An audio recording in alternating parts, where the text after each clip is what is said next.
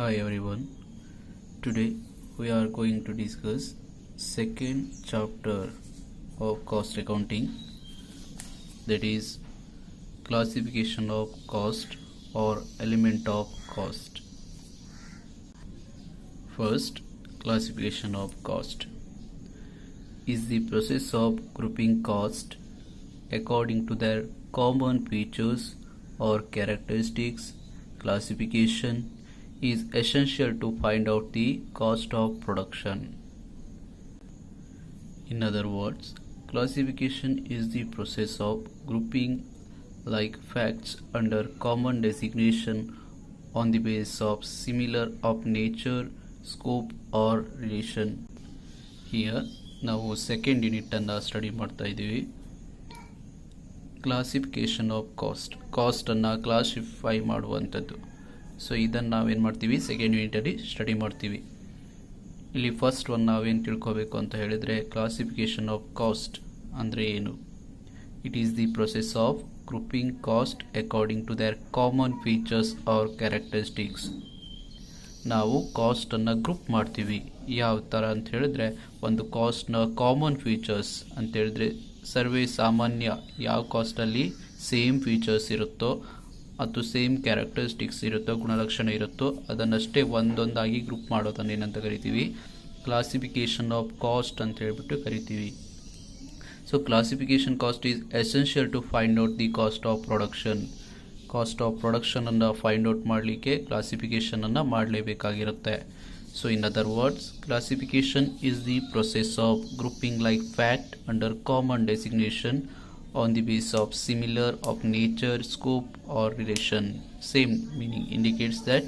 So classify ಮಾಡ್ತೀವಿ ಯಾವ ಥರ ಅಂತ ಹೇಳಿದ್ರೆ, ಒಂದು ಕಾಸ್ಟ್ನ ನೇಚರ್, ಸ್ಕೋಪ್ ಮತ್ತು ರಿಲೇಷನ್ಸ್ನ ಬೇಸ್ ಮೇಲೆ ಏನು ಮಾಡ್ತೀವಿ, ಗ್ರೂಪನ್ನಾಗಿ ಮಾಡ್ತೀವಿ. ಇದನ್ನೇನಂತ ಕರೀತಾರೆ, ಕ್ಲಾಸಿಫಿಕೇಶನ್ ಅಂತ ಹೇಳಿ ಕರಿತೀವಿ.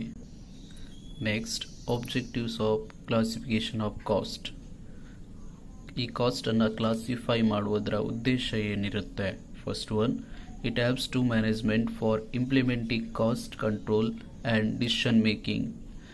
ಸೊ ಫಸ್ಟ್ ಕ್ಲಾಸಿಫೈ ಮಾಡೋದ್ರಿಂದ, ಕಾಸ್ಟನ್ನು ಕ್ಲಾಸಿಫೈ ಮಾಡೋದ್ರಿಂದ ಏನಾಗುತ್ತೆ, it helps to management for implementation, cost control and decision making ಅಂತ ಹೇಳಿದ್ರೆ, ಗ್ರೂಪಲ್ಲಿ ಯಾವ ಥರ ಕಾಸ್ಟ್ ಆಗ್ತಾ ಇದೆ, ಪ್ರತಿಯೊಂದು ಕ್ಯಾರೆಕ್ಟರ್ಸ್ ಬೇಸ್ ಮೇಲೆ ನಾವೇನು ಮಾಡಿರ್ತೀವಿ, ಗ್ರೂಪ್ ಮಾಡಿರ್ತೀವಿ. ಆ ಗ್ರೂಪಲ್ಲಿ, ಪರ್ಟಿಕ್ಯುಲರ್ ಗ್ರೂಪಲ್ಲಿ ಎಷ್ಟು ಕಾಸ್ಟ್ ಆಗ್ತಾ ಇದೆ, ಸೊ ಅದನ್ನು ಕಂಟ್ರೋಲ್ ಮಾಡೋದು ಹೇಗೆ ಮತ್ತು ಅದ್ರ ಮೇಲೆ ಡಿಸಿಷನ್ ತಗೊಳ್ಳೋದು ಹೇಗೆ ಅಂಥೇಳಿ ಮ್ಯಾನೇಜ್ಮೆಂಟ್ಗೆ ಹೆಲ್ಪ್ ಆಗುತ್ತೆ. Second one, it helps for calculation of cost of production. Here cost of ಪ್ರೊಡಕ್ಷನಲ್ಲಿ ಎಷ್ಟು ಕಾಸ್ಟ್ ಆಗಿದೆ ಅಂತ ಹೇಳಿದರೆ, ಜಸ್ಟ್ ಇಂಟ್ರಡ್ಯೂಸ್ ರಾ ಮಟೀರಿಯಲನ್ನು ತರೋದ್ರಿಂದ ಹಿಡಿದು last total production, finished product ready ಆಗೋವರೆಗೂ ಎಷ್ಟು ಕಾಸ್ಟ್ ಆಗಿದೆ ಅಂಥೇಳಿ ಫೈಂಡ್ ಔಟ್ ಮಾಡುವಂಥ ಸಲುವಾಗಿ ಏನು ಮಾಡ್ತೀವಿ, ನಾವು ಕಾಸ್ಟನ್ನು ಕ್ಲಾಸಿಫೈ ಮಾಡ್ತೀವಿ. Next third one, it helps for valuation of work in progress. ಏನಿದೆ ಇಲ್ಲಿ, ವರ್ಕ್ ಇನ್ ಪ್ರೋಗ್ರೆಸ್, ವರ್ಕ್ ಯಾವ ರೀತಿ ಪ್ರೋಗ್ರೆಸ್ ಆಗ್ತಾ ಇದೆ, ವರ್ಕ್ ಯಾವ ರೀತಿ ನಡೀತಾ ಇದೆ ಅಂಥೇಳಿ ಫೈಂಡ್ ಔಟ್ ಮಾಡುವಂಥ ಉದ್ದೇಶದಿಂದ ಏನು ಮಾಡ್ತಾರೆ, ಕಾಸ್ಟನ್ನು ಕ್ಲಾಸಿಫೈ ಮಾಡ್ತಾರೆ. ಇನ್ next fourth one, it helps for fixation of pricing policy. ನಮಗೇನು ಸಿಗುತ್ತೆ, ಟೋಟಲ್ ಕಾಸ್ಟ್ ಫೈಂಡ್ ಔಟ್ ಆಗಿದ್ರೆ ನಮಗೇನು ಸಿಗುತ್ತೆ, ಪ್ರೈಸನ್ನು ಫಿಕ್ಸ್ ಮಾಡಲಿಕ್ಕೆ ಹೆಲ್ಪ್ ಆಗುತ್ತೆ. ಸೊ ಟೋಟಲ್ ಕಾಸ್ಟ್ ಯಾವಾಗ ಸಿಗುತ್ತೆ ಅಂತ ಹೇಳಿದ್ರೆ, ಈ ಥರ ಕಾಸ್ಟನ್ನು ಕ್ಲಾಸಿಫೈ ಮಾಡಿ ಟೋಟಲ್ ಮಾಡಿದವಾಗ ಸಿಗುತ್ತೆ. So it helps for fixation of pricing policy. Okay, next fifth one, it helps for planning process. Okay, planning process ಕೂಡ ಏನಾಗುತ್ತೆ, ಕಾಸ್ಟನ್ನು ಕ್ಲಾಸಿಫೈ ಮಾಡಿದರೆ ಹೆಲ್ಪ್ ಆಗುತ್ತೆ. ಇನ್ನು sixth one, it helps for controlling on cost. ಅಲ್ವಾ, particular cost group ಮಾಡಿರ್ತೀವಿ, ಆ ಗ್ರೂಪಲ್ಲಿ ಎಷ್ಟು ಕಾಸ್ಟ್ ಆಗಿದೆ ಅಂಥೇಳಿ ಗೊತ್ತಾಗುತ್ತೆ, ಯಾವ ಕಾಸ್ಟ್ ಎಲ್ಲಿ ಜಾಸ್ತಿ ಆಗಿದೆ ಅಂಥೇಳಿ ಗೊತ್ತಾಗುತ್ತೆ. ಸೊ ಆವಾಗ ಏನು ಮಾಡ್ಬೋದು, ಅದನ್ನು ಕಂಟ್ರೋಲ್ ಮಾಡ್ಬೋದು. So it is also help for controlling on cost. These are all the objective of classification of cost. ಕಾಸ್ಟನ್ನು ಕ್ಲಾಸಿಫೈ ಮಾಡೋದ್ರಿಂದ ಇವಿಷ್ಟು ಉದ್ದೇಶ ಇರುತ್ತೆ. Here it is classification of cost. Okay, so ಕಾಸ್ಟನ್ನು ಮೇನ್ಲಿ ಆಗಿ 3 ಪಾರ್ಟಲ್ಲಿ ಮಾಡಿರ್ತೀವಿ. First one, material cost, labour cost and expenses. So material cost ಅಂತ ಹೇಳಿದರೆ, ರಾ ಮಟೀರಿಯಲ್ಸ್ ಅಲ್ವಾ, ಇಂಟ್ರಡ್ಯೂಸ್ ಮಾಡುವಾಗ ಇರುವಂಥ ಮಟೀರಿಯಲ್ಸನ್ನು ಮಟೀರಿಯಲ್ ಕಾಸ್ಟ್ ಅಂತ ಹೇಳಿ ಕರೀತಾರೆ. ಸೊ ಅದರೊಳಗೆ direct materials and indirect materials. Labour cost, it indicates the compensation to labours. Labour cost ಅಲ್ಲೂ ಟೂ ಟೈಪ್ಸ್ ಇದೆ, direct labours and indirect labours. And next one expenses. Expense ಅಲ್ಲೂ ಸಹ same type. Other than these two expenses, ಈ ಎರಡು cost ಇದಲ್ವಾ, ಈ ಎರಡು cost ಅನ್ನ ಬಿಟ್ಟು ರಿಮೈನಿಂಗ್ ಇರೋದನ್ನ ಎಕ್ಸ್ಪೆನ್ಸ್ ಅಂತ ಹೇಳಿ ಕರೀತಾರೆ. ಸೊ ಅದರಲ್ಲಿ ಟೂ ಟೈಪ್ಸ್ ಇದೆ. Two types are, first one direct expenses and second one indirect expenses. These are all the main types of cost. Cost ನ ಮೇನ್ ಟೈಪ್ಸ್ ಇದು ಆಗಿರುತ್ತೆ. So next overhead on the base of functions. Functions ಆಧಾರದ ಮೇಲೆ over heads ಅನ್ನ ಮಾಡಿರ್ತೀವಿ, cost ಅನ್ನ classify ಮಾಡಿರ್ತೀವಿ. First one factory overheads, ಫ್ಯಾಕ್ಟ್ರಿಯಲ್ಲಿ ಆಗುವಂತ cost. So next one administration overhead, next one selling overhead, next one distribution overhead. these are all the classified on the base of functions. functions ಆಧಾರದ ಮೇಲೆ ಏನು ಮಾಡ್ತೀವಿ, ಇವನ್ನ classify ಮಾಡಿರ್ತೀವಿ. Okay, here material cost. Material cost ಅಲ್ಲಿ two types are there. First one direct materials, second one indirect materials. Direct materials. Direct materials are those which can be enter into form part of finished product. ಇದನ್ನೇನಂತ ಕರೀತಾರೆ, part of finished product ಅಂತ ಹೇಳ್ಬಿಟ್ಟು ಕರೀತಾರೆ. So enter into form of part of finished product. ಈ finished product ಮಾಡಬೇಕು ಅಂತ ಹೇಳಿದ್ರೆ so ನಮ್ಗೇನು ಬೇಕು, ಡೈರೆಕ್ಟ್ ಮಟೀರಿಯಲ್ಸ್ ಬೇಕೇ ಬೇಕಾಗಿರುತ್ತೆ. For example timber in furniture, leather in shoes and cloth in garments ಅಲ್ವಾ. ಟಿಂಬರ್ ಇಲ್ಲದೆ ಫರ್ನಿಚರ್ ಆಗಲ್ಲ, ಟಿಂಬರ್ ಬೇಕೇ ಬೇಕಾಗಿರುತ್ತೆ. ಸೊ ಲೆದರ್ ಇಲ್ಲದೆ ಶೂ ಆಗಲ್ಲ, ಕ್ಲೋತ್ ಇಲ್ಲದೆ ಗಾರ್ಮೆಂಟ್ಸ್ ಇರಲ್ಲ. ಸೊ ಅದೇ ಥರ ಮೇನ್ ಡೈರೆಕ್ಟ್ ಮಟೀರಿಯಲ್ಸ್ ಅಂತ ಹೇಳಿದ್ರೆ ಈ ಮೇನ್ ಮಟೀರಿಯಲ್ಸ್ ಇರುತ್ತಲ್ವಾ. So timber, leather and clothes, these are all called direct materials. In second one indirect materials. Second one indirect materials. Indirect materials are those materials which cannot be conveniently identified with the cost unit. ಯಾವ materials, ಯಾವ cost identify ಆಗಲ್ಲ. So materials ಜೊತೆ ಅಥವಾ finished product ಜೊತೆ identify ಆಗಲ್ವೋ ಅದನ್ನೇನಂತ ಕರೀತಾರೆ, indirect materials ಅಂತ ಹೇಳ್ಬಿಟ್ಟು ಕರೆದಿರ್ತಾರೆ. ಸೊ ಹಾಗಾದ್ರೆ example, thread in stitching garments, nut and bolt, small tools, gum, etcetera. So these are all the example of indirect materials: threads, nuts and bolts, small tools. Next, second one, labor cost. These are the cost of remuneration such as wages, salaries, commission, bonus, etc. of the employees of an undertaking. So cost, labor cost ಅಂತ ಹೇಳಿದ್ರೆ it is cost of remuneration. remuneration ಕೊಡುವಂಥದ್ದು. So remuneration means wages ಇರ್ಬೋದು, salaries ಇರ್ಬೋದು, commissions ಇರ್ಬೋದು ಅಥವಾ bonus ಇರ್ಬೋದು, ಎಂಪ್ಲಾಯೀಸ್ಗೆ ಇದನ್ನು ಕೊಡೋದನ್ನೇನಂತಾರೆ, ಲೇಬರ್ ಕಾಸ್ಟಲ್ಲಿ ಇನ್ಕ್ಲೂಡ್ ಆಗಿರುತ್ತೆ. ಸೊ ಹಾಗಾದರೆ ಲೇಬರ್ ಕಾಸ್ಟಲ್ಲಿ two types of cost are there. First one direct wages. Wages paid to labour who are directly engaged in converting raw materials into finished product. ಯಾವ ಲೇಬರ್ ಡೈರೆಕ್ಟ್ಲಿ ಎಂಗೇಜ್ಡ್ ಆಗಿರ್ತಾನೋ ಅಂತ ಹೇಳಿದ್ರೆ raw ಮಟೀರಿಯಲ್ಸನ್ನು finished product ಆಗಿ convert ಮಾಡೋದ್ರಲ್ಲಿ directly involve ಆಗಿರ್ತಾನೋ ಅವನನ್ನೇನಂತ ಕರೀತಾರೆ, ಡೈರೆಕ್ಟ್ ವೇಜಸನ್ನು ಕೊಡುವಂಥ ಲೇಬರ್ ಅಂತ ಹೇಳ್ಬಿಟ್ಟು ಕರೆದಿರ್ತಾರೆ. ಸೊ ಹಾಗಾದರೆ ಯಾರಿರ್ತಾರೆ, example tailor and shoe maker. ಟೇಲರ್ನು ಕೂಡ ಹಾಗೆ ಕ್ಲೋತನ್ನು ಫಿನಿಶ್ಡ್ ಪ್ರಾಡಕ್ಟ್ ಆಗಿ ರೆಡಿ ಮಾಡ್ತಾನೆ. ಸೊ ಶೂ ಮೇಕರ್ ಕೂಡ ಹಾಗೆಯೇ ಲೆದರನ್ನು ಫಿನಿಶ್ಡ್ ಪ್ರಾಡಕ್ಟ್ ಶೂ ಆಗಿ ರೆಡಿ ಮಾಡ್ತಾನೆ. ದೀಸ್ ಟು ಆರ್ ಡೈರೆಕ್ಟ್ ವೇಜಸ್ಗೆ ಕೊಡುವಂಥವ್ರಾಗಿರ್ತಾರೆ. Next indirect labour. Indirect labor is not directly engaged in the production of product but only assist or help in the production of goods or services. Indirect labour ಏನಾಗಿರಲ್ಲ, directly engage ಮಾಡ್ತಾ ಇರಲ್ಲ, production ಮಾಡ್ತಾ ಇರಲ್ಲ, but they are assist ಮಾಡ್ತಾ ಇರುತ್ತೆ ಅಥವಾ guide ಮಾಡ್ತಾ ಇರುತ್ತೆ ಅಥವಾ ಹೆಲ್ಪ್ ಮಾಡ್ತಾ ಇರ್ತಾರೆ. ಕಾಸ್ಟ್ ಆಫ್ ಪ್ರೊಡಕ್ಷನ್ ಮಾಡಲಿಕ್ಕೆ ಹೆಲ್ಪ್ ಮಾಡ್ತಾ ಇರ್ತಾರೆ. ಸೊ ಅವರನ್ನೇನಂತ ಕರೀತಾರೆ, ಇಂಡೈರೆಕ್ಟ್ ಲೇಬರ್ ಅಂತ ಹೇಳ್ಬಿಟ್ಟು ಕರೆದಿರ್ತಾರೆ. So for example, watchman, cleaner, piyun, clerk, supervisor, timekeeper, office staff, storekeeper, these are all the examples of indirect labor. Next one, expenses. Expenses means the cost other than the materials and labor cost are called expenses. Expenses means material cost ಮತ್ತು labour cost ಅನ್ನ ಬಿಟ್ಟು remaining ಇರುವಂತ cost ಅನ್ನು ಏನಂತ ಕರೀತಾರೆ, expenses ಅಂತ ಹೇಳ್ಬಿಟ್ಟು ಕರೆದಿರ್ತಾರೆ. ಸೊ ಹಾಗಾದ್ರೆ ಈ ಎಕ್ಸ್ಪೆನ್ಸ್ ಅಲ್ಲೂ ಕೂಡ two types of expense are there.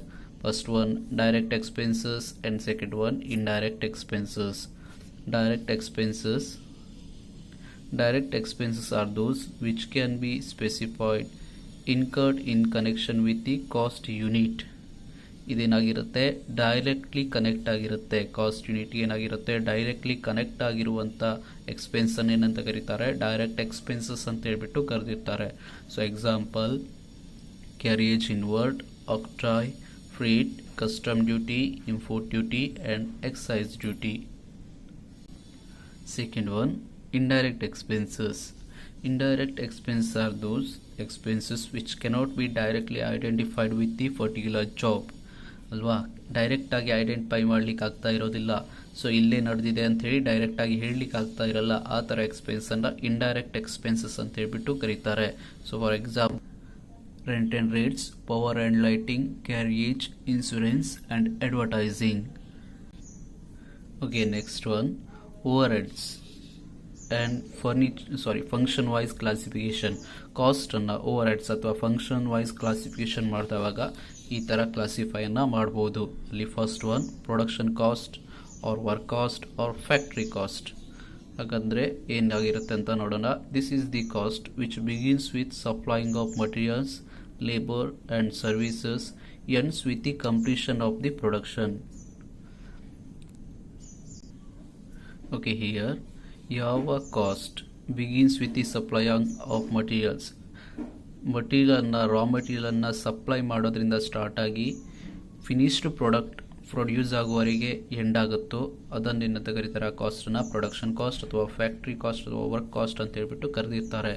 The cost which is begins with supplying of materials, labour and services, ends with the completion of production. End ಯಾವಾಗ ಆಗುತ್ತೆ, ಕಂಪ್ಲೀಷನ್, ಪ್ರಾಡಕ್ಟ್ ಯಾವಾಗ ಕಂಪ್ಲೀಟ್ ಆಗುತ್ತೋ ಆವಾಗ ಈ ಕಾಸ್ಟ್ ಎಂಡ್ ಆಗುತ್ತೆ. For example, direct labours, factory rents, insurance of factory, consumable stores, indirect cost, material cost, indirect labour cost, wages, next coal, gas and fuel, water, next depreciation of factory equipments, labor welfare expenses, canteen expenses,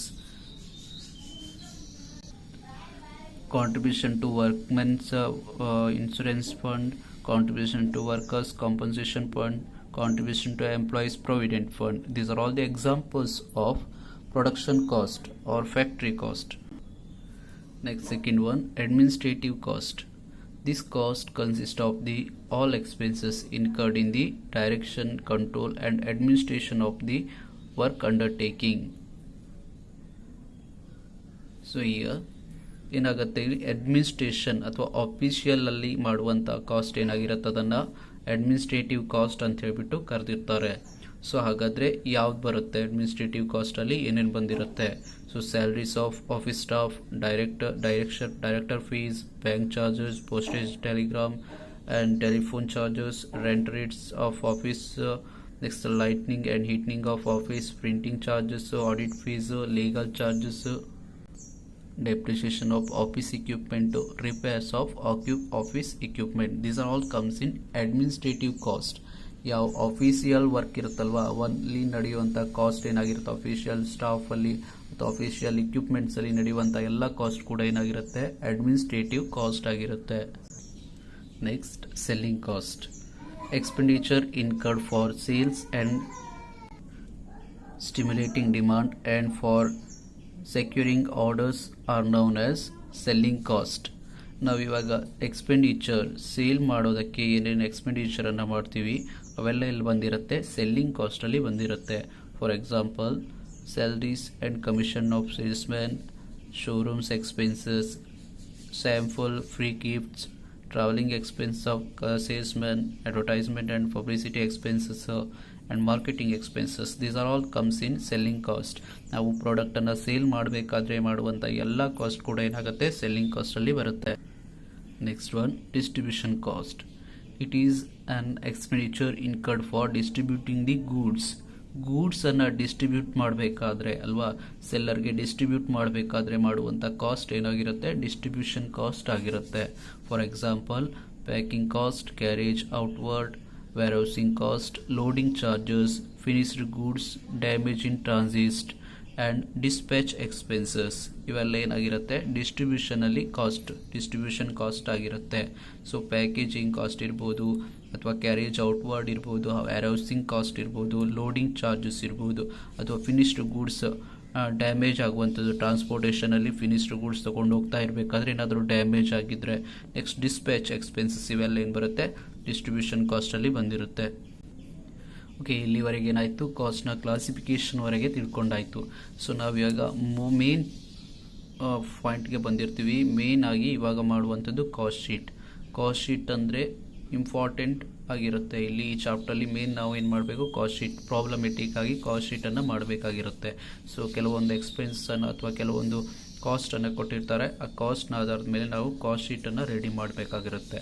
ಹಾಗಾದರೆ cost sheet ಅಂತಂದರೆ ಏನಾಗಿರುತ್ತೆ? Cost sheet is a document which provide for the presentation of the estimated details cost in respect of a cost card or a cost unit. Cost sheet ಅಂತ ಹೇಳಿದ್ರೆ it is a document ಆಗಿರುತ್ತೆ. ಯಾವ ಥರ document ಅಂತ ಹೇಳಿದರೆ, it provide the estimated details of cost. ಇಲ್ಲೇನಾಗಿರುತ್ತೆ, ಎಲ್ಲ details, ಕಾಸ್ಟ್ನ ಡೀಟೇಲ್ಸ್ ಏನಾಗಿರುತ್ತೆ, ಎಸ್ಟಿಮೇಟೆಡ್ ಡೀಟೇಲ್ಸ್ನ ಇರುತ್ತೆ. ಸೊ ಕಾಸ್ಟ್ ಶೀಟಲ್ಲಿ ಏನಿರುತ್ತೆ, ಎಲ್ಲ ಕಾಸ್ಟ್ನ ಎಸ್ಟಿಮೇಟೆಡ್ ಡೀಟೇಲ್ಸನ್ನು ಪ್ರೊವೈಡ್ ಮಾಡುವಂಥ ಒಂದು ಡಾಕ್ಯುಮೆಂಟನ್ನು ಏನಂತ ಕರೀತಾರೆ, ಕಾಸ್ಟ್ ಶೀಟ್ ಅಂತ ಹೇಳಿಬಿಟ್ಟು ಕರೆದಿರ್ತಾರೆ. ಸೊ ಇಲ್ಲೇನು ಸಿಗುತ್ತೆ ನಮಗೆ, ಕಾಸ್ಟ್ ಯೂನಿಟ್ ಕೂಡ ಸಿಕ್ಕಿರುತ್ತೆ. Cost sheet is nothing but it is a document which provide for the presentation of the estimated detailed cost in respect of the cost card or a cost unit. So estimated details, ಕಾಸ್ಟ್ನ ಡೀಟೇಲನ್ನು ಕೊಡುವಂಥ ಒಂದು ಡಾಕ್ಯುಮೆಂಟನ್ನು ಏನಂತ ಕರೀತಾರೆ, cost sheet ಅಂತ ಹೇಳಿಬಿಟ್ಟು ಕರೆದಿರ್ತಾರೆ. So the statement summarise the cost of the manufacturing a particular list of product and discloses first one the prime cost, and second one work cost and cost of production and total cost. ಈ cost sheet ಅಲ್ಲಿ ಏನು disclose ಮಾಡುತ್ತೆ, so it is discloses the prime cost, work cost, cost of production and total ಕಾಸ್ಟನ್ನು disclose ಮಾಡುತ್ತೆ. ಈ cost ಶೀಟಲ್ಲಿ ಏನು ಕಾಣಿಸುತ್ತೆ ಅಂತ ಹೇಳಿದರೆ, ನಿಮಗೆ ಪ್ರೈಮ್ ಕಾಸ್ಟ್ ಕಾಣಿಸುತ್ತೆ, ವರ್ಕ್ ಕಾಸ್ಟ್ ಕಾಣಿಸುತ್ತೆ, ಕಾಸ್ಟ್ ಆಫ್ ಪ್ರೊಡಕ್ಷನ್ ಕಾಣಿಸುತ್ತೆ, ಮತ್ತು ಟೋಟಲ್ ಕಾಸ್ಟ್ ಕೂಡ ನಮಗೆ ಈ ಕಾಸ್ಟ್ ಶೀಟಲ್ಲಿ ಕಾಣಿಸುತ್ತೆ. Okay, prime cost. When all direct materials, direct labor, direct expenses are aggregated, the result is prime cost. It is also called direct cost. All direct expenses like direct materials, direct labor, direct expenses are aggregated. ಎಲ್ಲಿ aggregated ಆಗಿರುತ್ತೋ ಆ ಕಾಸ್ಟನ್ನು ಏನಂತ ಕರೀತಾರೆ, prime cost ಅಂತ ಹೇಳ್ಬಿಟ್ಟು ಕರೀತಾರೆ.